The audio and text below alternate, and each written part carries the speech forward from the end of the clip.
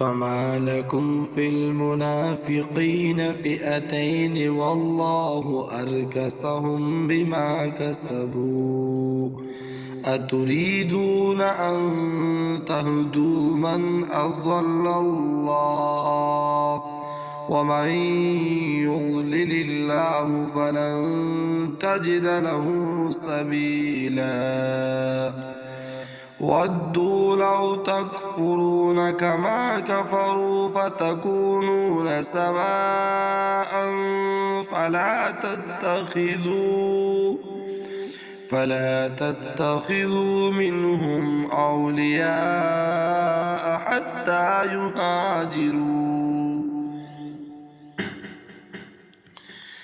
حتى يهاجروا في سبيل الله فإن تولوا فخذوهم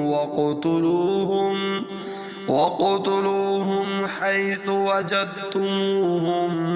ولا تتخذوا منهم وليا ولا نصيرا إلا الذين يصلون إلى قوم بينكم وبينهم ميثاق أو جاءوكم حصرت صدورهم أن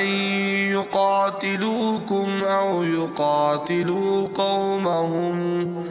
ولو شاء الله لسلط عليكم فلقاتلوكم فإن اعتزلوكم فلم يقاتلوكم وألقوا إليكم السلم فما جعل الله لكم عليهم سبيلا ستجدون آخرين يريدون أن يأمنوكم ويأمنوا قومهم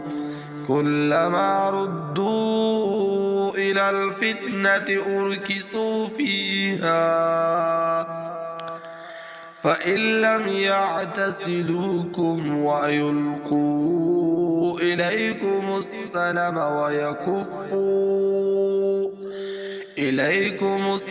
ويكفوا أيديهم فخذوهم واقتلوهم حيث ثقفتموهم وأولئكم جعلنا لكم عليهم سلطانا مبينا